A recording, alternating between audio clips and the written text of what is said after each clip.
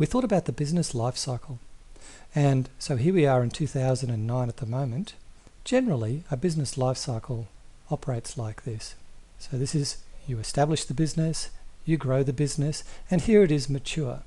But then what happens could be one of three things. It can be rejuvenated and then start in a cycle like that, or it can stay steady, or it can decline and cease. And obviously this one is one you want to avoid. So here we are in 2009. In 2003 we were doing our initial planning. And we planned to kick the business off in 2004. Obviously we were interested in growing the business at that stage because it was starting from zero. We were starting in Brisbane and we were looking at expanding onto the Gold Coast, Sydney and Melbourne, and then perhaps New Zealand. However, none of this has actually happened. So that gives us reason to think why. And that's where we are in the business at the moment. Why are we not growing? I'd like you to talk with your partner and discuss some ideas about why you think this business might not be growing. And of course, there may be many reasons. We're going to explore some of these in a moment. Now I'd like to invite you to contribute your ideas to the class.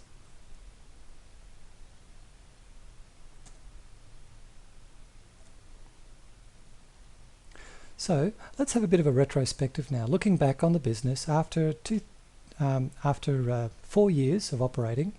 And the key problem here is that the business is not growing, and we want to know why. Is there a problem with the product? Is there a problem with the marketing of the product? Is the business actually successful? And to gauge this, we need to check our initial goals, which we'll do in a moment. When we do that, we will probably need to think about this question. Does success equal growth? Is it necessary for a business to be growing continuously for it to be successful? And also, while we're looking at our initial goals, do the business and personal goals match? Because if there's a problem here, then that might explain why the business is not growing.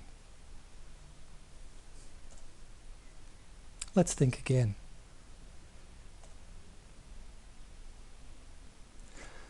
So now it's time to do a SWOT analysis. And as you may know, a SWOT analysis looks at strengths, weaknesses, opportunities, and threats of a business. Way back in 2003, 2004, when we were starting, we had a look at this kind of analysis. We looked at our strengths. And we certainly had knowledge and experience. I was a good dance teacher and I had a lot of knowledge, and I was well experienced to do the job well. We also had a unique product in that our teachers were prepared to teach in people's homes after hours, and we were focusing solely on wedding dances. So we were not trying to convince a couple to remain as a customer of a dance studio. And that is unique because most dance studios will happily teach wedding couples, but they will also try to convince that couple to stay for more lessons. So our teaching product was unique. Weaknesses. Certainly we had no business experience and no capital to invest, and that of course was significant, an issue.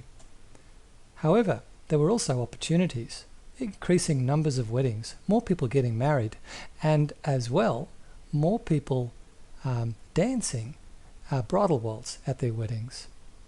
And also the location in southeast Queensland is the wedding capital of Australia. So there are more people getting married here in southeast Queensland than anywhere else in Australia. Also, more people have video cameras these days, And because there were video cameras as opposed to still cameras, it becomes more important that the bridal waltz looks good while the couple are actually dancing rather than just as poses. Threats. Of course, there would be other dance teaching providers such as dance studios.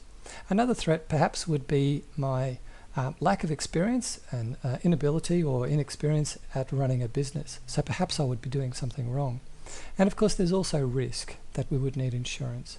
Risk of people getting injured or hurt and other risks like that.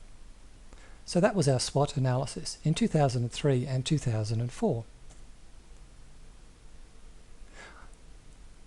Please now discuss with your partner, having looked at these, why do you believe there has been no growth since 2004?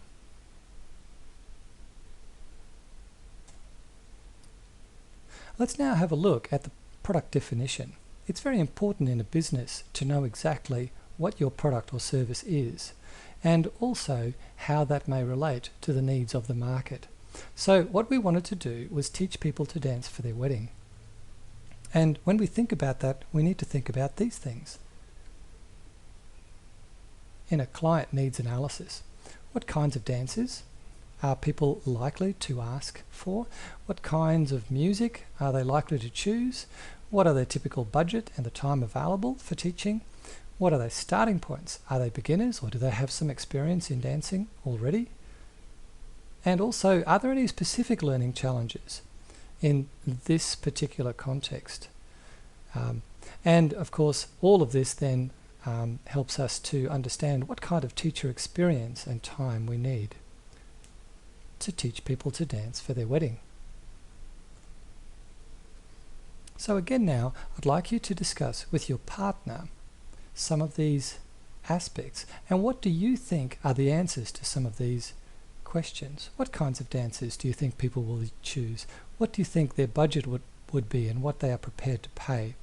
And what about their starting point?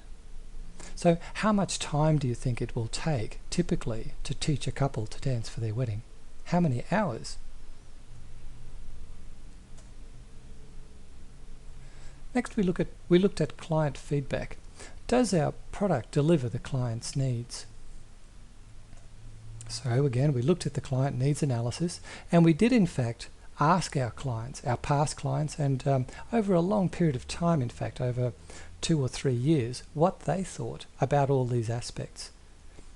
The good news is that they all thought that all of these aspects were spot on. They were correct. They were happy with the kinds of dances. We were helping them with that. They were happy with music choices. We were helping them with that, and the budget and the time. So our fees were all what they expected. We were meeting the client's needs as well as their expectations. So that's good.